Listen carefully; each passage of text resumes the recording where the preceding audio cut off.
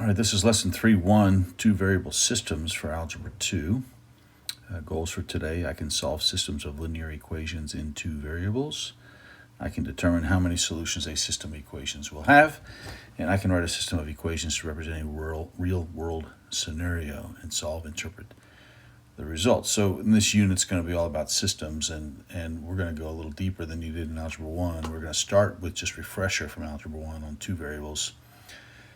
But then we'll move into three variable systems, and you'll see how to solve those, and then some linear and quadratic systems as well. So two variable systems of equations, I hope you remember. An ordered pair, xy, is the solution to a system of equations if and only if those values of x and y make both equations true. So for example, in this particular system, I've got two equations, both contain x and y. The question is 5, 7 a solution to the system? Well, the 5 is the x, 7 is the y.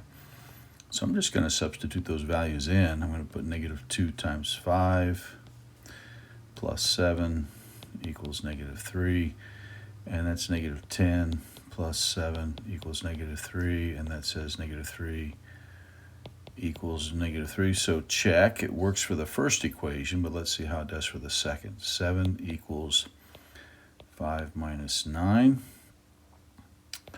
7 equals negative 4. Well, that's not true. So this is not a solution to that system because it doesn't satisfy both equations. It doesn't make the two sides of the equation equal.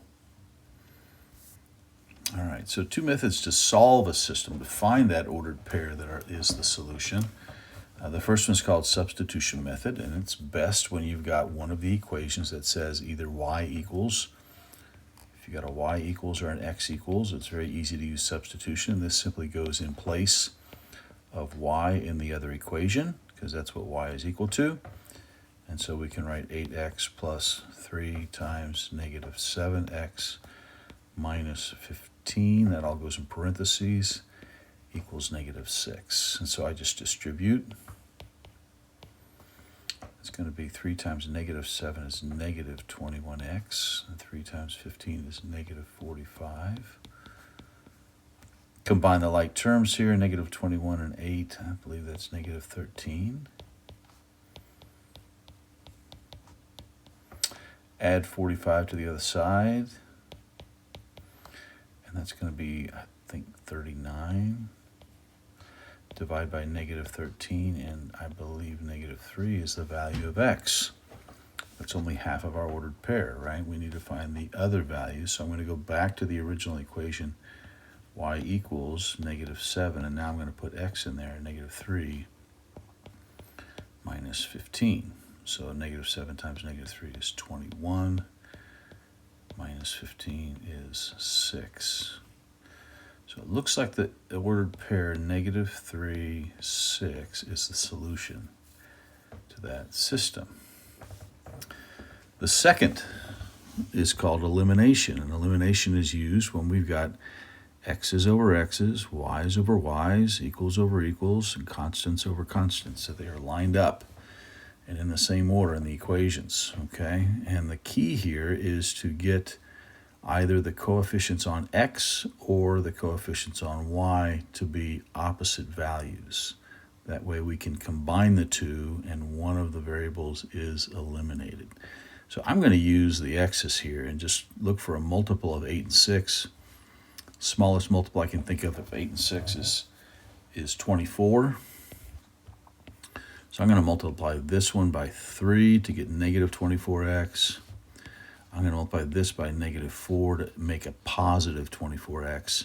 So let's distribute the top equation first.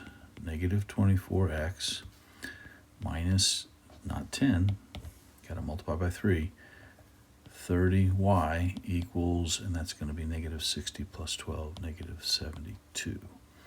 Then on the bottom, we've got negative 4 times negative 6x is positive 24x, and there you see we've got opposites now. Negative 4 times negative 9 is positive 36y, and negative 4 times 30 is a positive 120.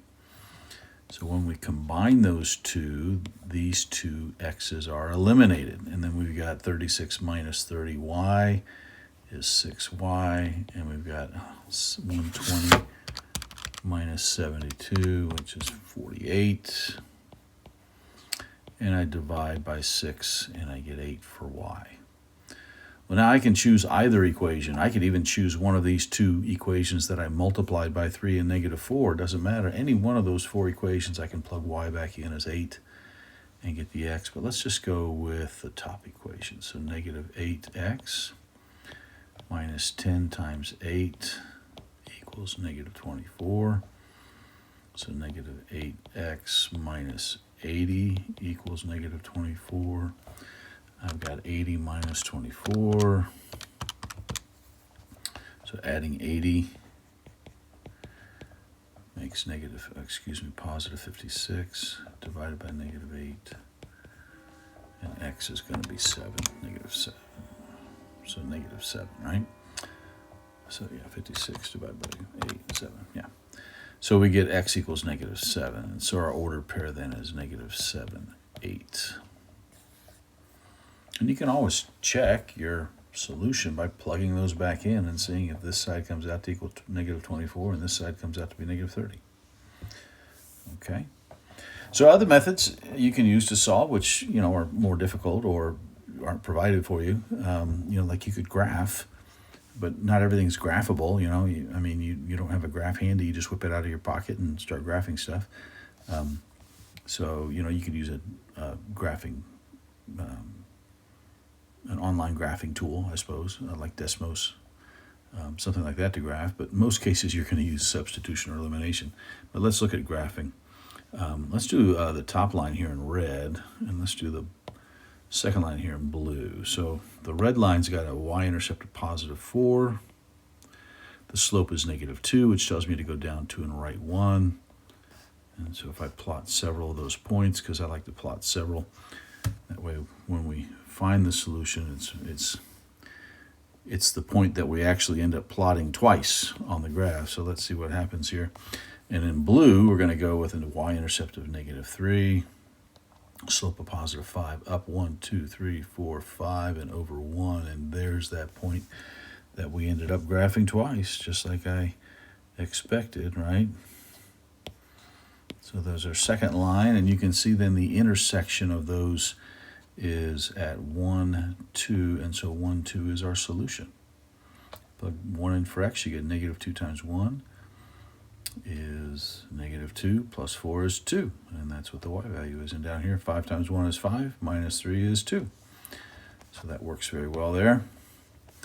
Table of values is even easier. You got f of x and g of x here. This is xy pairs, and I'm just looking for the common pair.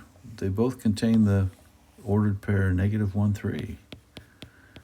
And so that's about as easy as solving a system as you get right there. But you don't want to always make a table of values. You're not guaranteed to go far enough to get to the solution necessarily. So maybe not as good a way to do that. Okay. So graphically, how can you look at a graph and determine how many solutions the system has? There are three possibilities when you graph two lines. The lines are either going to intersect, and they have one solution. They're parallel, therefore there's no solution. Or literally they are the same line. And because of the same line, they share an infinite number of points, therefore an infinite number of solutions. A lot of times we abbreviate that as IMS, infinitely many solutions. Now, what does that look like algebraically? If I'm working out an equation, I'm not graphing them. What does it look like if I get one solution, no solutions, or many solutions? Well, we've already seen how you get one solution. We did our substitution and elimination, and both of those gave us a single point. That was one solution, but let's see if we can figure out what these look like. So in this particular system here in the start, it looks like it's ready for elimination, so I'm going to go ahead and just add those two together. The x's are opposite terms, the y's are opposite terms, and so you have nothing on this side, and you have a negative 15 on that side. Well, what's wrong with the statement that 0 equals negative 15? Well, the truth is that that is not possible. 0 does not equal negative 15. Therefore, there is no solution. These would be parallel lines on the graph. They would have the same slope, but different y-intercepts, okay? So look at the next one. It too looks like it's set up for elimination. The x's are already opposites, so those are going to cancel each other out. 4y minus 2y is 2y. 13 and negative 29 is negative 16, and you're going to divide by 2. And you're going to get one solution here. You're going to get an x and a y. Okay, no variables dropped out, okay? And then the last one down here, again, it looks like it's elimination. Cancel the 2x and negative 2x, positive 7y, negative 7y, and you're canceling the 9 and the negative 9. So you have nothing on either side, and nothing equals nothing. And so there are infinitely many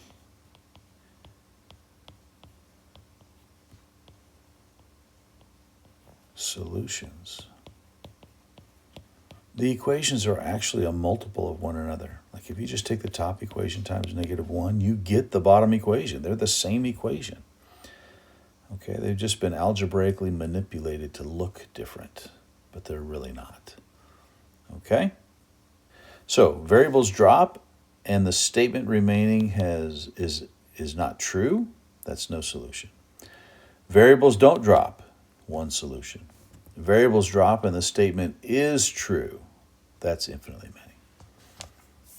Okay, so story problems. This is something we'll get to in the next lesson, but I just want to give you this overview here. So remember that you can set up a system of equations to solve problems as well. So let's go with Catherine and Dan here. They each improved their yards by planting hostas and shrubs. So it looks like we've got H's and we've got S's, it sounds like. They bought their supplies from the same store.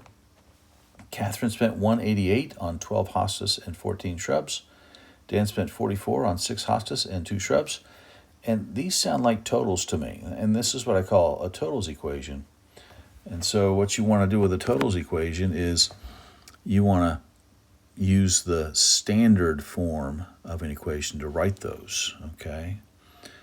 To write those total equations. So let's say that for the first sentence for Catherine, spent $188 on 12 hostas and 14 shrubs. So we're going to do 12 H's and 14 S's cost her a total of $188. So H and S are the cost of one hosta and one shrub.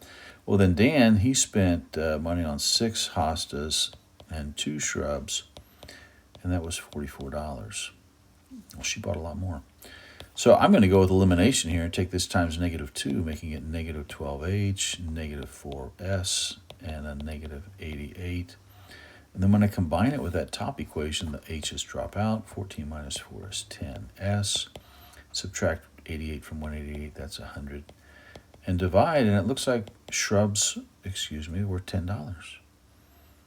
Okay, so what's a hosta going to cost? Well, 12 H's plus 14 times 10 is 188, so that's 12 hostas plus 140 equals 188, which means 12 hostas is 48, and a hostas then is $4. And that's what we're trying to solve for. Okay? So I think in the assignments you'll find solving systems, but you won't find story problems yet. We'll do those next lesson.